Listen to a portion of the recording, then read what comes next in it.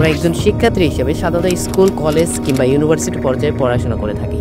আবার এই ধরনের সিচুয়েশনগুলোর মধ্যে একটা কমন বিষয় হলো আমরা কিছু নির্দিষ্ট বিষয়ের উপর কন্ডিশনিং হয়ে গেছি।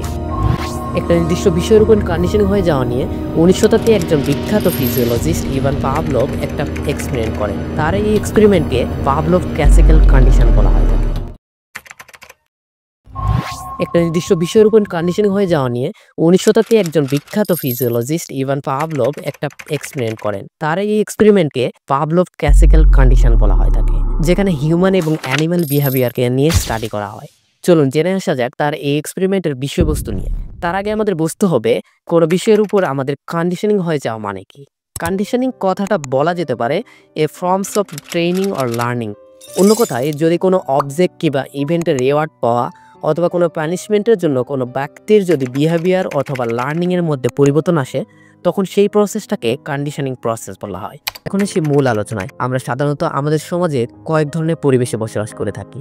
তার মধ্যে অন্যতম হচ্ছে ফ্যামিলি লাইফ, স্টুডেন্ট লাইফ এবং প্রফেশনাল লাইফ। এখানে ফ্যামিলি লাইফ এবং প্রফেশনাল লাইফ এই দুইটাই বিষয়ের উপর তেমন বেশি অ্যাসোসিয়েট করতে পারবো না, তাই এই দুইটি বিষয় আপাতত আমাদের আজকের আলোচনার বাইরে। আমরা একজন শিক্ষার্থী হিসেবে সাধারণত স্কুল, কলেজ কিংবা ইউনিভার্সিটি পর্যায়ে পড়াশোনা করে থাকি। আবার এই ধরনের সিচুয়েশনগুলোর মধ্যে একটা কমন বিষয় হলো আমরা কিছু নির্দিষ্ট বিষয়ের উপর কন্ডিশনিং হয়ে গেছি। ফর এক্সাম্পল, ছোটবেলায় যখন স্কুলে যেতাম তখন উশৃঙ্খল আচার আচরণ করতাম, খেলাধুলা করতাম, মারামারি করতাম ইত্যাদি। কিন্তু যখন ক্লাসের সময় হতো তখন ক্লাস করতাম, আর টিচার ক্লাসে আসলেই আমরা চুপ হয়ে যেতাম। দেখা যেত কিছু টিচার ছিল যারা পড়া না হলে বেত দিয়ে উত্তম মধ্যম ম্যাথ দিত, আবার কিছু টিচার ছিল যারা ম্যাথ দিত না, কিন্তু তাদের বিহেভিয়ার এবং আমরা যেন ক্লাসে শৃঙ্খলা বজায় রাখি তার জন্য একটা বেত নিয়ে আসতো। এরপর যখন আস্তে আস্তে বড় ক্লাসে উঠতে লাগলাম তখন আমাদের মস্তিষ্ক কিছু বিষয়ের উপর কন্ডিশনিং হয়ে গেল।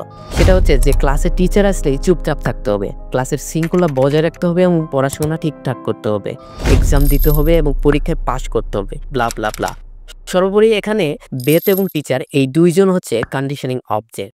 সাধারণত অনেক বিখ্যাত সায়েন্টিফিক থিওরি আছে যেগুলো অ্যাক্সিডেন্টালি আবিষ্কার হয়েছিল, ঠিক তেমনি পাভলভ কন্ডিশনিং থিওরিটাও অ্যাক্সিডেন্টালি আবিষ্কার হয়েছিল। মজার বিষয় হলো, যদিও এই সাইকোলজিক্যাল কনসেপ্টটা পাভলভ আবিষ্কার করেছিলেন, কিন্তু তিনি ছিলেন একজন সাইকোলজিস্ট নন। 1990-এর দশকে একবার ইভান পাভলভ তার ল্যাবে কাজ করার সময় তিনি একটা বিষয় লক্ষ্য করেন। সেটা হলো খাবার খাওয়ানোর সময় কুকুরের মুখের স্যালাইভেশন প্রসেস নিয়ে। তিনি লক্ষ্য করেন তার অ্যাসিস্ট্যান্ট যখন কুকুরের জন্য খাবার নিয়ে আসতো তখন কুকুর খাবার দেখে লালাঘরণ শুরু করত। তখন তিনি এই বিষয়টা নিয়ে চিন্তা করেন এবং এভাবে আরো কয়েকদিন অবজার্ভ করা শুরু করেন। পরবর্তীতে তিনি লক্ষ্য করেন যে তার অ্যাসিস্ট্যান্ট ল্যাবে প্রবেশ করার আগে কুকুর তার পায়ের শব্দ শুনেই লালাঘরণ শুরু করে দিয়েছে। অতঃপর তিনি একটি কনক্লুশনে পৌঁছান যে এখানে কুকুরের মস্তিষ্ক তার অ্যাসিস্ট্যান্টের পায়ের শব্দের সাথে খাবারকে অ্যাসোসিয়েট করে ফেলেছে, যার কারণে অ্যাসিস্ট্যান্টের পায়ের শব্দ শুনেই কুকুরের স্যালাইভেশন প্রসেসটা শুরু হয়ে গেছে এবং এই বিষয়ের উপর কুকুরের মস্তিষ্ক কন্ডিশনিং হয়ে গেছে বা ট্রেন হয়ে গেছে। তিনি এই বিষয়টা আরো গভীরে বোঝার জন্য পরবর্তীতে আরো ফার্দার রিসার্চ করেন এবং অবশেষে ক্লাসিক্যাল কন্ডিশনিং থিওরিটা আবিষ্কার করেন। ভিডিওটি এই পর্যন্ত দেখার জন্য আপনাকে অসংখ্য ধন্যবাদ এবং দেখা হবে আবার কোনো নতুন ভিডিওতে। ততক্ষণ পর্যন্ত আল্লাহ হাফেজ।